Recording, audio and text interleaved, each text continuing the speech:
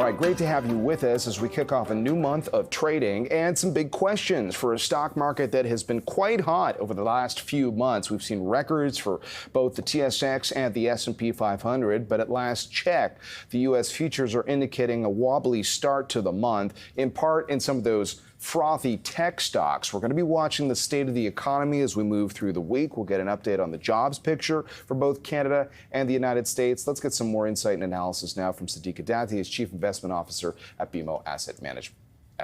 Nice to see you. Nice to see you too. Welcome to September. Thank you. I will start our conversation by highlighting that it is notoriously a tricky month for investors. But as people are getting back to business, what's on your mind? Yeah, I think you hit it right on the nail.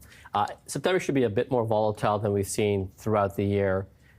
People are coming back, deciding what to do. They've had great returns over the last few months.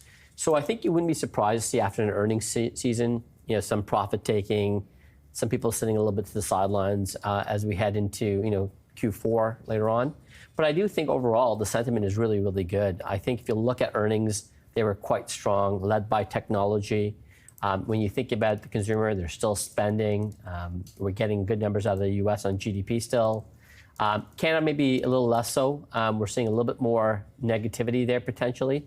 But if we get the rate cuts that are somewhat planned for September, I think that'll be another boost to the markets to go higher from here.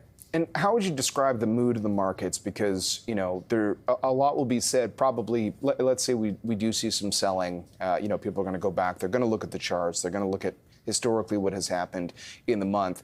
I guess the counterpoint to that, I saw some research done about when you have such a momentous summer, like when you have a 4-month stretch like what we have seen historically, at least for the S&P 500, that actually can net out some positive continuation. So how, even though people are, talking about, can stocks continue to climb, can the fact that they've had all this momentum be something that would be, dangerous to bet against, so to speak? Yeah, I don't think you fight against this momentum. I mean, people have been saying this for the last year and a half. Can the U.S. continue this run? Can tech continue to outpace it? And with the consumer weakening, can consumers support the economy? And we've seen that continuing through, despite the fact that we haven't got the rate cuts, despite the fact that we've got higher tariffs coming through. So I do think that this is not one of those markets you want to fight against. I do think you take profits here and there at times after a run-up in particular names. But I do think you still want to be focused on the economies, and the economy is still relatively strong, and that means the market's probably going to go higher from here. On top of that, we still like the U.S. in particular, because we do think the U.S. is the strongest economy. Even after all the tariff situation, the U.S. actually probably got stronger in the short term, maybe not longer term, but short term. And therefore, we do think that you still want to be, owning some of the key names within the U.S. market. That's been kind of the comment from you fairly consistently in recent months, that you're sticking with the U.S. stock market. Yeah, that's exactly right. We saw an opportunity when we had the tariff situation and the Liberation Week to add up to our technology names and go even more overweight U.S. We did that. We took a little bit of that profit off, later on in about June, July. But again, there's nothing that tells me that U.S. is going to be inferior to other markets.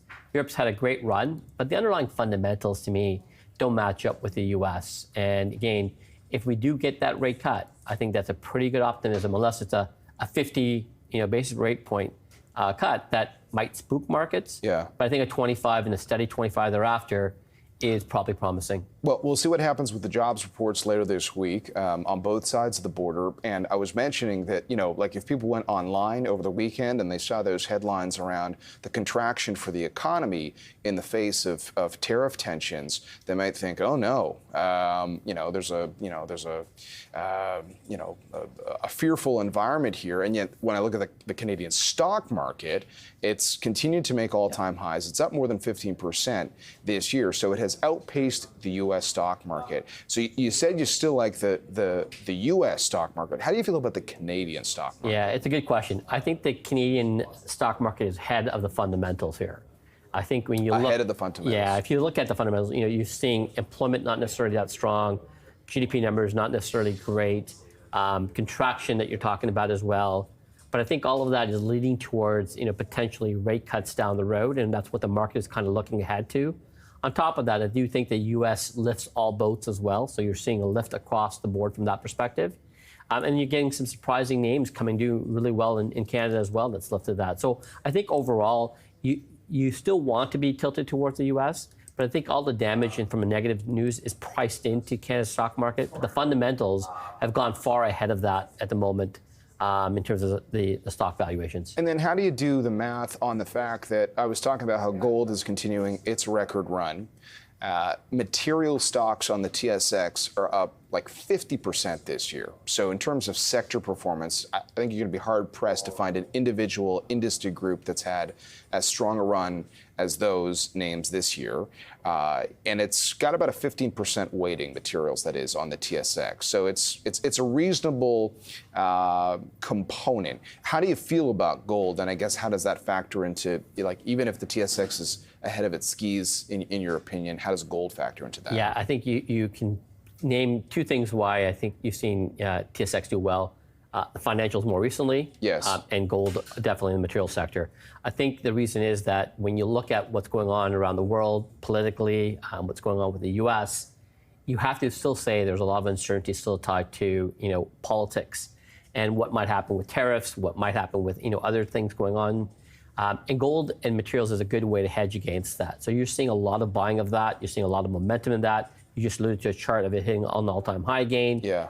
I think you don't want to fight that either. I think you need to have some balance in your portfolio against the optimism you're seeing in generally the underlying economy. You balance that with the uncertainty that you need to keep protected against, and that's where gold does a really good job of hedging against that. Okay, so generally you like gold. You're a bit cautious on how far the TSX can move after the run it's had. You still like the U.S. stock. Is it the tech component, like the ability for those companies to keep growing? Well, the tech's a big part of it for sure. Okay. We like financials as well there in the U.S. So we like both those areas. A little less favorable on consumer staples. So when we think through, we like the U.S. a lot. Okay. We're kind of neutral on Canada. We're underweight international markets after the strong run-up.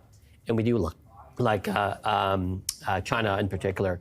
We think that the trade and the tariff situation went with the U.S., the fact that we got delayed 90 days tells us how important actually China is to the U.S.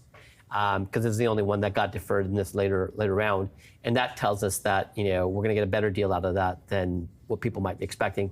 That could lift up both the U.S. and in China as well. Okay, we'll watch it closely. Sadiq, thanks very much. Good to see you. Sadiq Adatia joining us from BMO Asset Management.